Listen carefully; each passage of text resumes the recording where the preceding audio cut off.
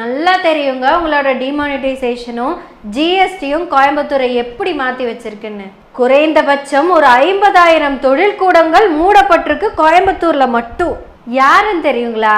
நான் முதல் தடவையா அன்னபூர்ணாவை கடந்து போகும்போது அங்க கார் நின்றுட்டு இருந்தது இல்லைங்க, அந்த 100 காரு இப்ப அங்க நிக்கிறது இல்லைங்க. அந்த வருத்தம் அந்த காருக்கு மட்டும் இல்லைங்க, அன்னபூர்ணா காருக்கும் இருக்கும்ல. அவருக்கு தெரியும் என் கோயம்புத்தூர் எப்படி இருந்துச்சு. ஒருவேளை என்னோட கோயம்புத்தூர் அப்படியே இருந்திருந்தா இந்நேரம் எந்த அளவுக்கு வளர்ந்துருக்குங்கிற விஷன் அவருக்கு தெரியாமலா இருக்கும்.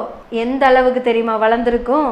இன்னைக்கு எங்களோட அன்னபூர்ணா ரோட்ல ஆரம்பிச்ச பிரான்ச்சை க்ளோஸ் பண்ணியிருக்காங்க.